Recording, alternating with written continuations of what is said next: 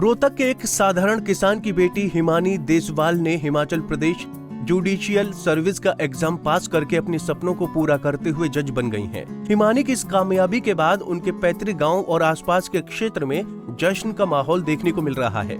हिमानी के जज बनने पर उसके घर पर बधाई देने वालों का तांता लगा हुआ है।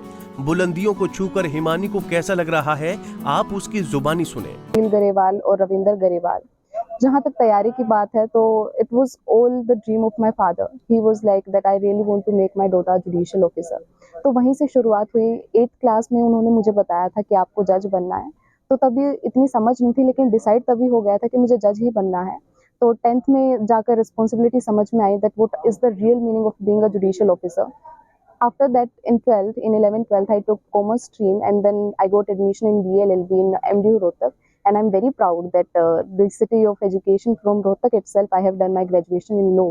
और उसके बाद मुझे पता था कि अगर कोचिंग लेनी है तो कोचिंग के साथ जल्दी मेरा हो जाएगा सिलेक्शन। तो that was a blessing for me कि मैंने शुरू में ही कोचिंग ली, पापा ने दिलवाई, and it is one of the renowned and the most beautiful, I can say, the institute in India for the judicial services, Rahul's IAS in Delhi. तो sir की वजह से मैंने तैयारी शुरू की अपनी, और दिल्ली में मैंने तैयारी की। लास्ट ईयर अप्रैल 2022 मैंने कोचिंग ली थी, और सितंबर 2022 में मैंने BLLB अपनी कंप्लीट की है। तो तभी से कोचिंग के साथ साथ मैं एग्जाम्स देने शुरू किए थे। मेरा जो पहला एग्जाम था वो यूपी जुडिशरी का था। जो प्रिलिमिनरी था वो मेरा क्लियर हो गया था, लेकिन मेंस के टाइम पे I had a small accident, तो उसकी वजह से मैं मेंस नहीं दे पाई थी। जो मेरा सेकंड एग्जाम था वो था हिमाचल प्रदेश इटसेल्फ, और प्री दिया और मेंस दिया एंड इंटरव्यू दिया, and finally I am selected as a judicial officer. The responsibilities that I can bear, that I am going to bear as a judicial officer, is something that the people of Himachal Pradesh has really believed on me and given that this particular opportunity to me. As far as the challenges are concerned, it was all like that I was studying all the time. You can say I was totally engrossed in the studies at those times. I was just sleeping 4 half hour, and I was just studying. Even if I'm doing other things, then my mental revision was there.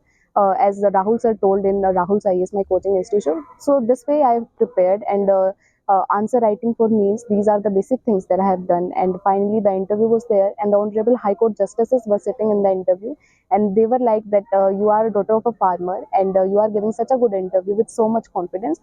So there was a kind of compliment from them, and that boosted my energy and my motivation, and I am selected. So I am very grateful to God, to my Mata Rani, and to my parents. And I must admit that I was doing my LLB here Rohtak only, and there were so many things that are involved when you are coming out of your comfort zone. And यहाँ पर ये गांव रोहतक के पास ही है, तो मैं कह सकती हूँ कि जो मेरे दूसरे माँ बाप है, और जो जिससे मैं कह सकती हूँ मेरे सगे जो दादाजी और दादी जी, वो यहीं पे है। मेरी दोनों बुआ जी और दोनों फूफा जी, इन्होंने पूरा साथ दिया। मैं हॉस्टल से ज़्यादा यहीं पे रहती थी, तो आज बहुत खुशी हो रही है कि मैं अपने दूसरे परिवार के बीच में आई हूँ। So this much I really want to say, and I really thank to everyone.